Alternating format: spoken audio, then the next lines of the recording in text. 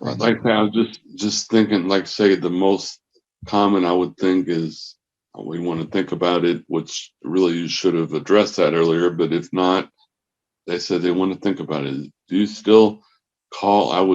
We would still, people will still call you and state that they want to think about it, or how would that go? Yeah, so what I'm typically, I've actually, like I said, I've never had that happen, you know? So it's kind of interesting to me, to think about it, because I Right, teach how to handle the think about it. But remember, right, right. okay, but remember, if you're following the sales process, okay, like, I mean, I probably haven't done it enough, but I need to do it. Okay, so Bruce, we got the summary process is step number one is bond and rapport. This is when you're getting to know the client, and getting to know their kids and make them feel comfortable with you, right?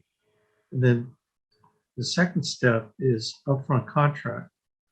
Okay, so this is where you let them know they're in control and that what's going to happen. So it's like, all right, Joe and Mary, um, let me tell you what's going to happen. All I'm going to do here today is really figure out what you're looking for, why you're looking for it, um, and then figure out if you can, qualify for a particular program that I think might work for you. And then if you should qualify, I'm going to give you three different rates and options, and you're going to determine the rate that you can afford, and then we'll see if you apply for it. We'll apply for it and see if you qualify for it. Okay, but here's the deal: you're in total control. So if anything I say or as we follow this process, you're in control. So you can end it whenever you want. I'm just here to help you. But you just say, hey, Alex, look, this is not what we're going to do. You know, see you later. And I'm okay with that. So I'm just wanting to make sure you understand what we're going to try to accomplish today to help you, because you sent this form in, or you responded on the internet, or you responded to a telemarketer that you were looking for this coverage. Okay, so fair enough. It's okay to tell me that you want to end this. Is that all right? Okay, so the upfront contract is tell them what's going to happen. You set expectations, and then you make sure they're in control, right? So the third thing is pain. We want to know their pain. Okay, so the pain starts out with, okay, so basically, Joe, when you sent this form in, or Joe, when you responded to our telemarketing team, or Joe, when you fill out the internet form, what was it specifically that you were wanting to accomplish with this coverage? And then this is where you shut your mouth and let them talk, right? Because you're asking all the questions. When you're asking questions, you are in control. And so they tell you whatever they tell you. It's like, well, we were looking for something for the funeral just to cover the cost of the funeral. Oh, okay. So have you ever been in a situation where a family member didn't have funeral coverage and like this, like you're wanting? Okay, I always say that. Those are NLP things where like you were wanting. I do a lot of this impugning their intent by telling them their intent. And that's a pure sales technique. It's a psychological thing, like you were wanting. So get used to saying things like the coverage that you were wanting. You ever have a situation where someone had to pass a hat? And whatever they say doesn't matter. Yes, no, whatever. It's like, yeah, and then you tell a story. Story sells. Like, yeah, I had a relative of mine. They had to do a GoFundMe, and they came to me and called me and said, hey, we need for you to kick in because they know I make money. And boy, it would really help out, Alex. How do you think that made me feel being a life insurance agent, right? Joe and Mary, how do you think that made me feel? you know. So I commend you for wanting to do the right thing for your family. Compliment. Okay. Parentheses, compliment.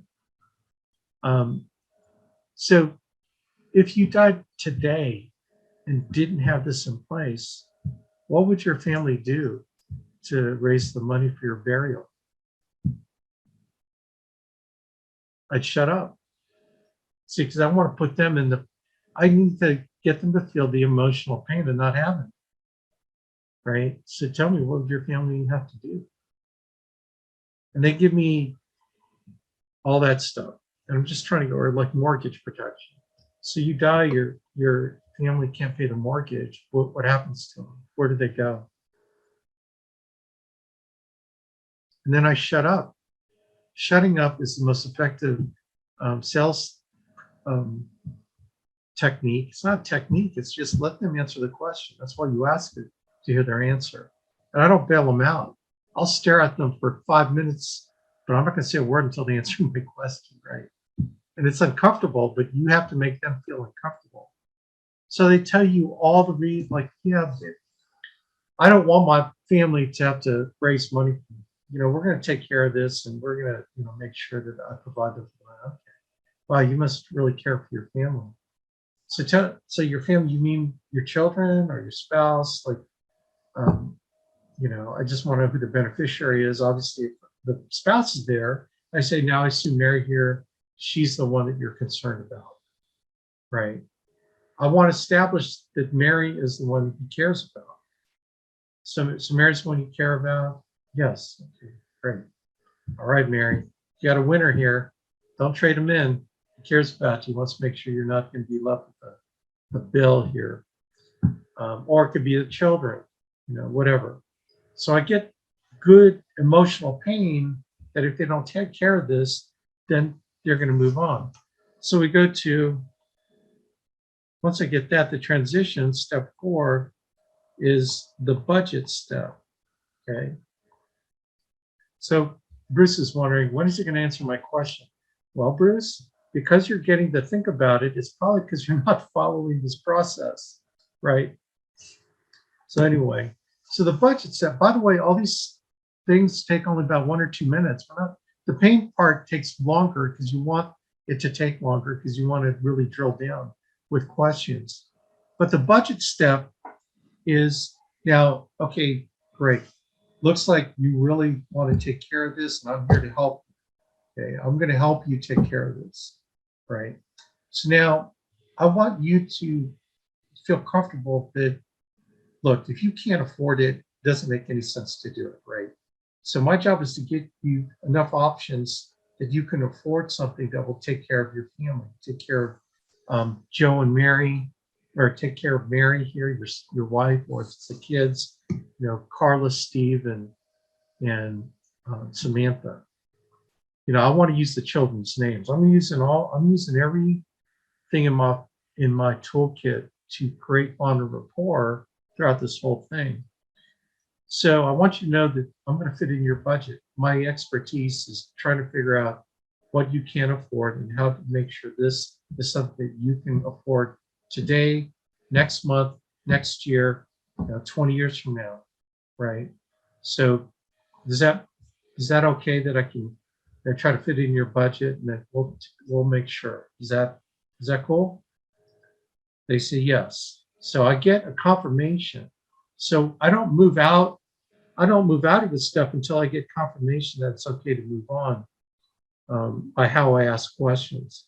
So the next thing, step 5, is the decision process. Decision. So we got to agree on what the next step is on the decision process. So, by the way, this is all in that book, Asking Questions the Sandler Way. Okay? This is the Sandler sales process, adapted to what we do. So after we go the bid, blah, blah, blah. After we take care of the budget, then we make sure that the decision process is there. And if it isn't, any of these things that we don't move forward with, we're not allowed to move on. We are not allowed to move on. Like, for example, in the pain, it's like, well, we'd still get this covered. we would just sell some stuff and then they'd be able to pay for my funeral. Oh, really? Huh. Okay. Well, why am I here then? Now, some of you salespeople, closers, are thinking, why would you ask that question? Because you're going to cut off the opportunity to sell them. Dang, man, you can't sell someone something they don't want or need, right? That's part of the pain process, figuring out if they really want it. I mean, how many of y'all get chargebacks? This is the anti-chargeback sales system. Does that make sense? The anti-chargeback sales system. And so they say, well, I go, well, I don't understand why I'm here then. I shut up and I'll let them answer the dadgum question. Okay? Or I should say, substitute swear word here, question. Why am I here? Well, we just want to see how much this costs. Well, I'm going to fit this in your budget, but even if it costs $1, it doesn't sound like you really need it. See, do you see how I swung the pendulum the other way? I'm trying to convince them not to buy it. And when you get someone, when you try to go the other way, they try to sell you on why you should stay. And that's what I want them to do. I want them to sell me on why we need to continue talking. Otherwise, I'm out of there, gang. If they say, well, you know what? You're right. We don't really need this. All right, rock on. That's what I need to know. Have a great day. I fold up shop and I'm out there. I don't give them a card. I will not give them a card. Why would I give them a card? They're going to throw it away anyway, right? I'm nice. I'm cordial. I'm not mad. I just walk out of there. My mentality is I didn't waste my time because I found out what I wanted to find out. I didn't waste any more time by trying to sell them something that they weren't going to keep, or they would tell me some kind of BS excuse at the end. Remember, you're qualifying them to see if they deserve to be your client. Does that make sense? You are not a beggar. You are not one of these yes men, yes woman salesperson. They're trying to beg for a sale. Like, have more honor about yourself and honor your business better than that.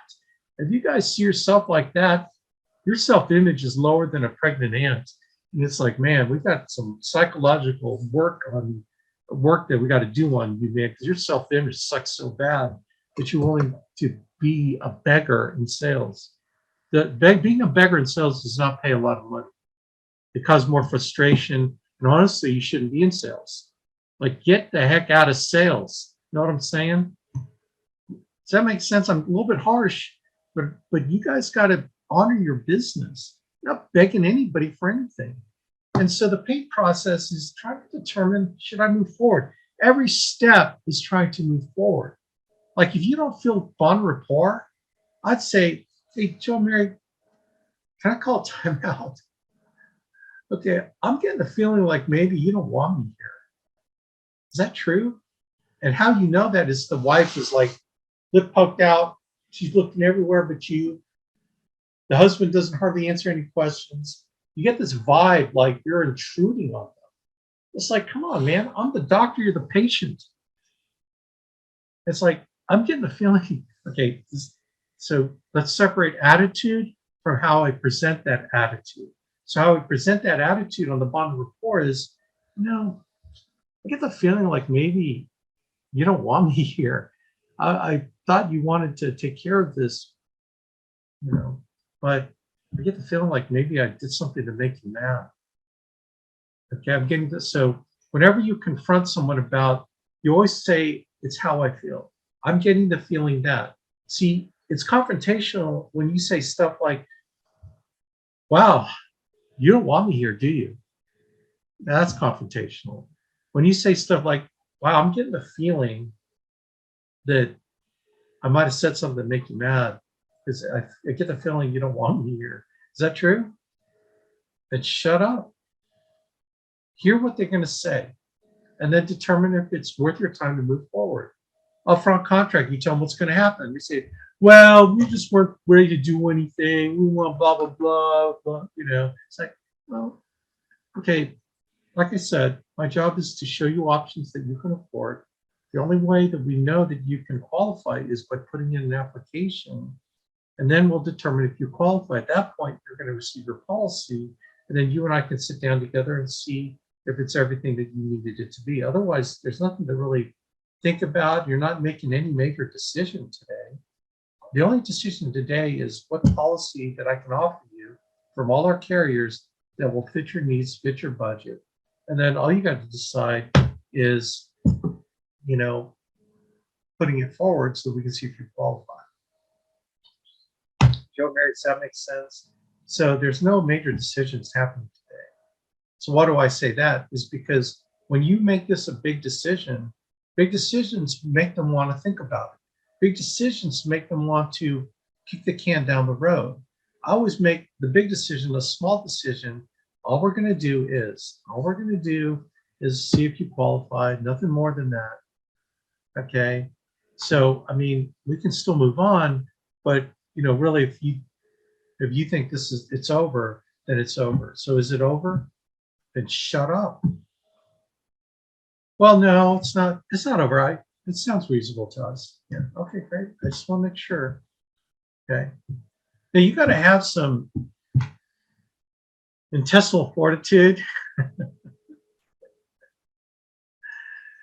Man, you got to do that. But again, it's honoring your business and what you're charged to do to help somebody, right? Paint process, not enough paint, I'm out of there, right? Budget, we don't get much in the budget side. They typically agree that we're going to fit in their budget. Then decision. So let me tell you what's going to happen next, Joe and Mary, on the decision process. Or when I talk about this. So Joe, let me tell you what's going to happen next. What I'm going to do is I'm going to get more health information from you. I'm going to take that, I'm going to put it into our underwriting program, and then we're going to shake it around and make sure that we're going to find the right carriers. And then what I'm going to do is I'm going to give you 3 options that I feel reasonable that you'd be able to qualify for. Again, ultimately, it's the insurance company that makes the decision. But I'm going to give you 3 price options, premium options. You pick one that you feel totally comfortable with, right? And then we're going to fill out a request for coverage form electronically. It's going to go to the insurance carrier. The insurance carrier, they're going to think about you. Okay, so there's nothing for you to think about tonight or this afternoon or this morning, because the insurance company has to think about you first to determine whether or not they even want to issue this policy on you based on the information they have on you that we filled out, plus all the database information that they have on your health. Now, all your health information is on a database called the Medical Insurance Board, right? So anything that we put down on your application has to match with what they know about you.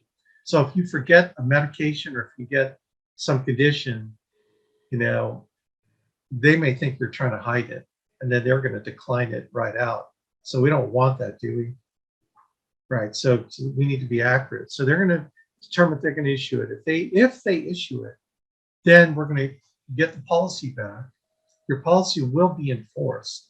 And then I'm going to sit down with you and we're going to go over and make sure it's got everything you want.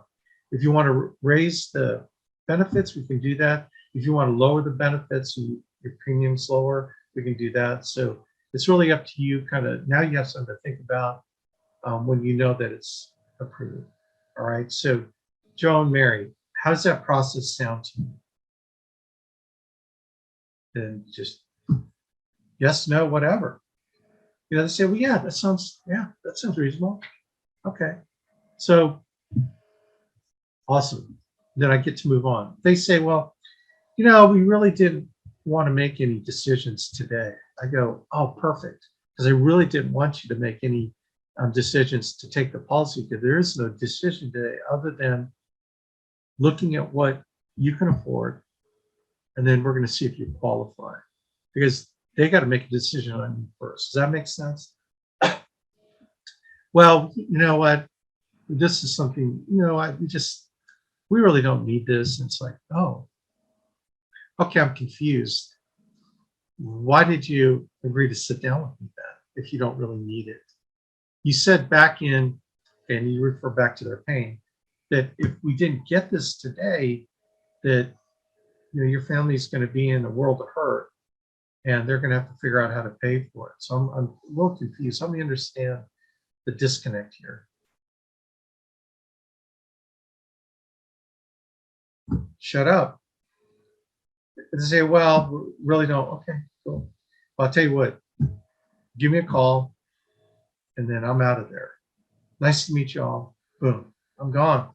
I'm not going to go through 30 minutes of application, doing an application if eventually they're going to cancel or they're just going to say no to the application at the end of it. Okay, again, I'm trying to save my time. I'm trying to save my honor by not being a beggar. Okay. Now, but they say, yeah, that sounds good. Okay. So from the decision, we go to fulfillment. Okay. And this is the fulfillment of our promise that we said that we're going to get them something they can afford. So we call that fulfillment. So you're getting their health information, you're putting it into our underwriting tool, and then the underwriting tool will tell you what carriers they're eligible for. You pick the carriers that you're contracted with, find the best one, and then present them the 3 options. They pick an option. Boom, you're in. Then we do the electronic application, right? So for fulfillment, everything's done. And then the last process is post-sale. So this is where you tell them, all right, Joe and Mary, this $145 a month premium, that's your commitment, Joe, to your family, that when you die, they're going to have the amount of death benefit to be able to cover the mortgage or cover your burial expenses, your final expense, whatever it is. Replace your income for your family. Okay.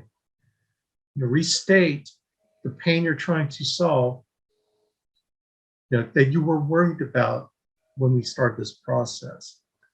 Now, is there any reason, not 6 weeks from now, not 6 months from now, but 6 years from now, 16 years from now, is there any reason why you think you can't afford $145 a month? Okay. Then I do the question, like summer vacation is going to happen this summer. Like you're going to probably have some extra bills for going on vacation this summer, or you're going to have extra bills at Christmas. Are you going to look at the bills coming in and then you see that direct deposit coming out of your account, your insurance policy for $145? Are you going to call me and tell me you can't afford it? Then you shut the heck up and you just wait. And this is where you get them to finally sell you that they really want this policy. Okay? They want to sell you. You're getting them to sell you, like honestly, you're reversing this whole thing. You're getting them to sell you that they want it. And again, you're honoring your charge to serve people, but only the people that deserve to be served. They have to deserve to be your client, right? They don't need to be wishy-washy. I don't work with wishy-washy clients that don't care about their family. You know what I mean? They're not my friend until they take care of their family. Otherwise, I friend people that love their families. I don't friend people that don't love their families. Okay. Again, I'm giving you mindset and attitude. I'm not giving you how you talk to people. Okay, but I want you to get your mindset right, because if this isn't right up here, the other alternative is you're a beggar begging for commissions for people that don't deserve your time. And then you're frivolous with your time. You don't care. It's like, man, don't be that way, right? So the post-sale, you're testing them. They hesitate, $145 a month. And you just see them hesitating. And you know what I'm talking about. It's the chargeback hesitation. There's that uncomfortable length of time they're thinking $145. And you know what's going in their minds. There's like this cloud bubble here that says, maybe Alex is right, $145, this could be pretty tight. When you get that feeling, and trust me, when you're doing this long enough, and your bond report is good enough, you're going to get that feeling where you know where this is going, right? Any of y'all that has gotten chargebacks, you think back to your chargeback client that canceled their policy, they all kind of exhibited the same feeling that you got from them. Like you were just hoping it was going to go through, but deep in your heart of hearts, you knew that, this is shaky. I'm trying to eliminate that, it's shaky feeling. That's why I'm trying to put them through the fire. So you get that awkward silence. I go, you know what, Joe and Mary? Again, I'm getting the feeling that $145 is a little bit probably stretching your budget. Let's go to option one. Option one for $75 a month, and it will give you this amount of coverage, and it still help you, right? Like if you got X, whatever it is, $25,000, that would help Mary, wouldn't it? So you phrase a question where they're going to say yes. That would help her, wouldn't it?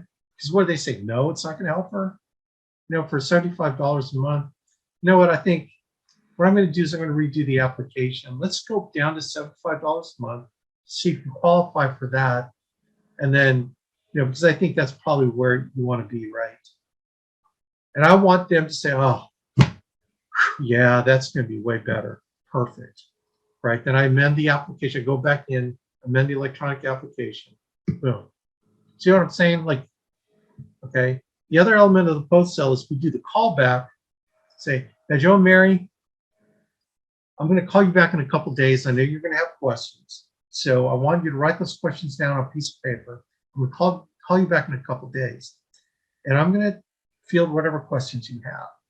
And so they give me, so I'll call back in a couple of days. And I say, hey, Joe, this is Alex. Told you, I promised you I'd call you back. I'm calling you back again. Trust level goes up because you followed through on a promise, right? It's called speed of trust, Stephen Covey. You follow through on a promise, they trust you more because you did what you promised. Yeah, hey, Alex, how you doing?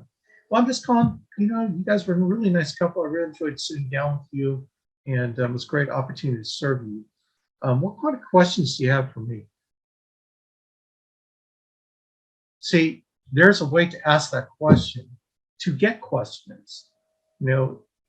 Assume that they have questions and ask them, so tell me, what questions do you have for me?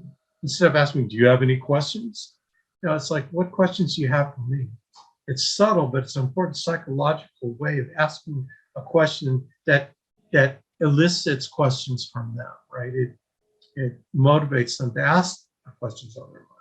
They'll ask you questions and then I answer the questions. But here's why I'm really doing this call, because here's what I'm looking for. I'm looking for the client that says, well, Alex, me and Mary, we've been thinking. That's how it usually starts out. Well, Alex, me and Mary were just thinking, after you left. Right? Oh, yeah, right. Okay, so what were you thinking? Well, that $75 a month, kind of within our budget, blah, blah, blah, blah, blah, blah. And it's like, I tell you what, when I left, I was kind of feeling uncomfortable too. Okay. You wanted that $75 program because it would provide you, $25,000, and Mary would be, be able to pay the mortgage for 24 months, and or they'd be able to cover all your funeral expenses. Either way, right? Now, if $75 is too much, you know what I'm going to do? I'll come over tonight. My last appointment's at 7, so I should be at your house at 7:30 tonight. But let's go ahead and let's redo this. I have an option for $50 a month that can get you, about $15,000. It will cover the mortgage payment for 15 months, and Mary would still be able to have plenty of time to sell the house, to downsize. That's a mortgage protection lead. If it's a college expense lead, $50,000 would be, plenty for a really nice funeral. And it'd be $50 a month. You think $50 a month would be better for your budget? And if they say, oh, yeah, that'd be a lot better. Okay, great. I'll tell you what, I'll be there, like I said, 7:30. You're going to be home, put the coffee on, and we'll knock this out in about half an hour. You guys good with that? Absolutely. See, because why do you want to do it 2 days later? Well, you want to be able to catch buyer's remorse 2 days later, because you try to do this 2 weeks later, or when they call you 2 weeks and say, hey, Alex, you know what? I know the policy hasn't been issued yet, but listen, my wife and I decided we don't want this. And then if you try to say, well, why is it too expensive? Like, they had 2 weeks to let the cement dry on their decision on their buyer's remorse decision. They had 2 weeks for the cement to dry. When you've got 2 days and you're fishing for it, right? Because it's emotional. 2 days, the cement isn't dry, and you can still move them into another option. That's what you got to do it 2 days later, man. You're catching buyer's remorse, right? Okay. So Bruce is asking ultimately the question, so when do we call when we got to think about it? Well, you just call me. And what I'm going to do, what I'm going to find out is that you didn't do the pain process. You didn't do the decision process, right? You didn't do the budget process, nor probably you did the pain process, right? Nor did you probably do the bond and report process, right? And so what I will try to do is I will attempt to go through all those steps for you so we can get them to the point of either making a decision or not, right? I'm not going to try to save something that's not worth saving. But if you didn't do your job getting them down the road here, you know, because to think about it, you should have been exhibited in pain or here. You got to think about it down here, bro. Down here, down here. You didn't lock it down.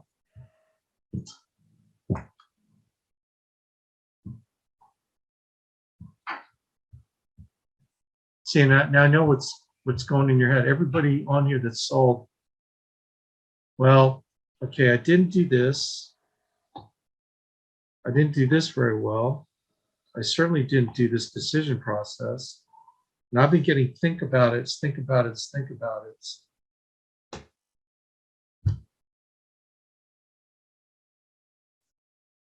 Okay. Does that make sense? Yeah, yeah. Well, what other non-sale, what other items are people getting, and what, I'm confused. What other stopping points? They just don't think they need it after all? Is that? Well, like in any sales process, okay, so they either didn't agree to the process, then I'm good. Like, you don't need to call me because they don't want to go through the process you've laid out. The process you've laid out is a process that you've explained to them. And if they don't agree to the process, it's like, well, I don't know how I can help you. So it doesn't look like you're really wanting my help. Okay. So you call me and it's like, oh, so it doesn't sound like you really need this. Well, I didn't say we didn't need it. Oh, okay, I'm confused. We're going to try to help you with this, and this is kind of how we're going to help you. But, if you don't want to follow this process, like I said, you're in control. You're the one that shuts it down. So, Bruce, come on, man. Let's be honest. Have you used this entire process the way I explained? Yeah, I'm just wondering when they say pick up the phone, because I know not everybody gets closed, but I'm just asking in general, why are they not closing when all these, Okay, so I'll answer your question. They're not closing because one of the reasons is your bond report sucks. They don't trust you, right? So lack of trust. They don't trust you. So I don't know how calling me will help them trust you. I can give some kind of credibility, but that's the reason why people don't close. Now, they may manifest itself down the road, but ultimately they don't trust you. They're not going to buy from you. So this is one reason. They don't want to follow our process. You don't have enough pain. There's no pain there, right? They don't agree to the decision. They're wishy-washy about the decision process. It's too expensive. Okay, and that could have been, that's actually a real thing. It's too expensive for them. Like look, they're on Medicaid and they can't afford $27 a month. You can't make it any lower. That's one. So you call me on that one, It's like, well, she can't afford, she only makes $800 a month as her Social Security, $27 a month. She's already like barely making it anyway. It's like, well, may I suggest that your son, who is going to be your beneficiary of your policy, your son, can I talk to him? Because he's the one that's got the problem. Maybe we should talk to him and bring him into this conversation, because he might be able to afford $27 a month, so he doesn't have to, have the burden. Right. So maybe that's something I could suggest on a phone call. Okay. I mean, why does anyone not sell? There's 5 elements to a righteous sale.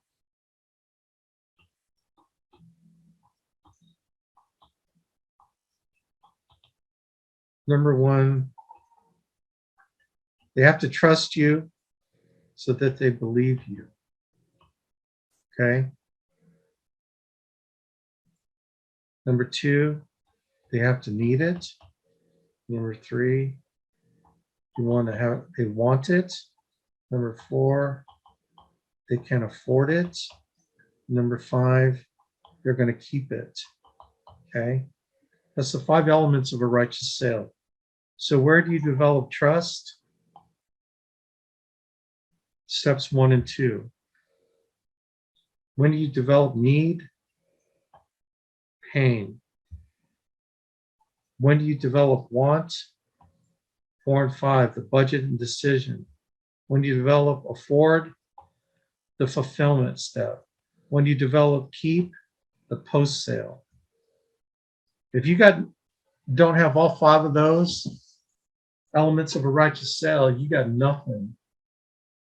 And so if you want to know why you didn't close, every single appointment, you should go through this criteria and try to pick out which ones that, and if you're truly using the process, if you're truly using it, you will be able to know why you didn't close more than I would. Even if you covered the process with me and explained everything, you know why you didn't close. And part of it's not you. Remember, sometimes the not closing part is them, but I'd rather have them be the ones, not me, by not following the process. Does that make sense? Like, the onus is on me for them to follow the process, and then they eject themselves from the process. I've done everything I could do when I use this, and then they eject themselves. But you're not going to call me to beg them to continue to be in the house with you. Does that make sense? Like, if they don't deserve to be your client, God forbid that I ever try to convince them to be your client, right? Right. Yeah. I'm not going to force you to stay there and then somehow convince them to take an application and you get a chargeback 2 weeks from now or 2 months from now, right? That'd be stupid of me to do that. Does that make sense? Yeah. Okay, so the people that have the problem are the ones that are not using this 7-step process to make a righteous sale. And it's all about asking questions. And none of this has to take 2 hours. Okay, bond report, 5 minutes. Upfront contract, 1 minute. Pain, 5 minutes, 10 minutes. Well, actually, if you're going to spend time, it'd be bond report and pain. Okay, 5-10 minutes. Budget is 1 minute. Decision is 2 minutes. Fulfillment is however long it takes. Half an hour, when you're doing an application, right? Post-sale is 2 minutes. Makes sense? So I love your question, man. I haven't gone over this stuff in a very, very long time, and I need to do it probably more often, right? Right now, I'm just trying to get y'all to get some leads and make phone calls and book appointments. Yeah. Right. So anyway. Yeah, because I was saying that if I don't have a good situation, it's going to be really awkward for me to to call you and tell them what they just told me, and I just didn't want to feel really awkward, and when I know I probably didn't have the right customer or yeah. But look, if there's like something you don't know what to do, that's when you call me, right? But what I want you to do is to go through the process, because the process will diagnose your situation, diagnose the client, but you got to really do it. And it takes a while to get the skills to do it. It takes multiple opportunities. You're not going to be good at it at first, but man, if I can just get you to tell me that you did each phase, that you're mindful of each phase, then, we got you further down the road. You know what I'm saying? Does that make sense?